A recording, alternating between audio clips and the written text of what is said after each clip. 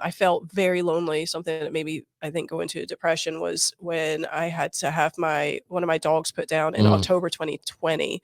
And when me and my husband first got together, I had my dog and he had his dog. Now, of course, as a family, I feel like they're our dogs, but he very much was like, that's your dog, that's your decision. And so I felt utterly alone. And for me, I was still in that stage of like, I'm depressed, I'm just going to bed. And it was just a bad spiral. Well, now we still have his dog, who's our dog, but she's 18 and she had a cardiac event on Wednesday. Yeah. And so I'm trying to walk that path of like, can we talk about it? Can we have a hug? Can we cry about it? You know? So it's cool to talk about it, but walking it is a whole different thing. And you have to be super self-aware and be like, okay, my comfort zone is to not talk about this, but that's not served me well. So let's try and like breach the subject so that we're not going through this alone, because there's no reason to go through that alone. You're together, and it is just very like hard. Create an argument for the sake of whatever. Yeah, that morning started as an argument, and then we united over the dog. You know, because you're like, that's more important than whatever this mood is, because I was snoring because I have allergies. You know, it's the whole thing, man. Relationships are complex, but I do think that it's important to work on a level of self-awareness, and I think a lot of our problems are because we don't. Yeah, because or we stop doing it. We don't do it. I hear, great things about some schools that are teaching mindfulness. Like, that'd be awesome if we learned stuff like that growing up, like ways to self-soothe and all that. We were just talking before we were recording about like ADD culture. Oh yeah. I mean, what way to not address yourself is that all of our entertainment is like, blah, like it is so easy to not pay attention to what's going on. I feel bad, I'm going to turn on Real Housewives, because that always makes me feel better, because they got way bigger problems than I do.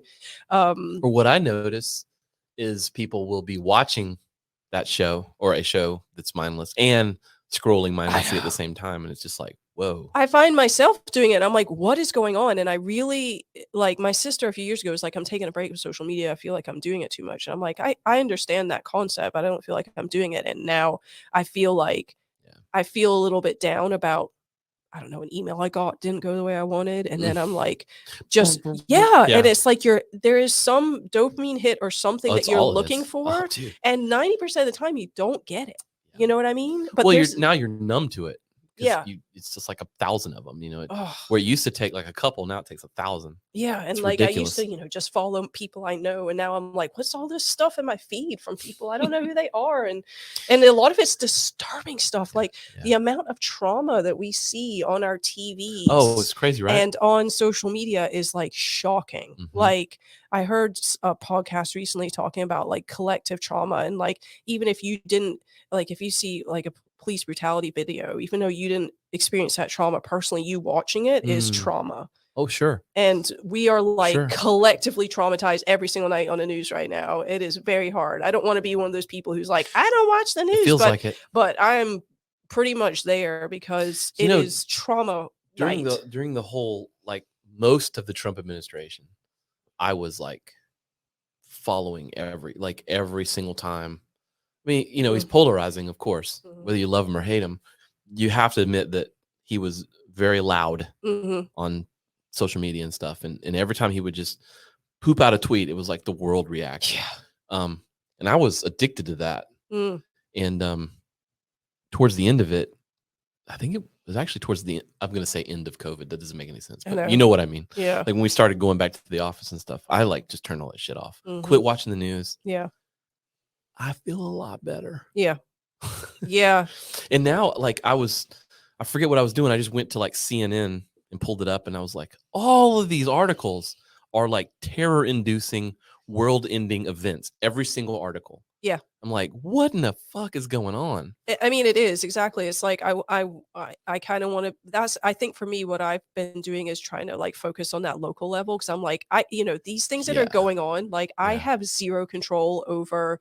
I mean, the Willow Project in Alaska, which makes me want. It just hurts my freaking heart that we're doing that stuff, right? But like, I literally can't do anything. But like, the gold mine up in Kershaw might be poisoning the people up there. Like, let's go test some water and like that's try way more figure important. some shit out. Way more important, yeah. And I think it's this cycle of like, of having like an anxiety and depressed ridden culture, Mhm. and the only way you make yourself happy is to buy stuff. And Oh, that's our man. consumer It's culture, interesting, yeah. That's why right? Amazon's just one click away. I know, and I mean, Um it's like I try hard not to do, and we do not have a delivery every day, no.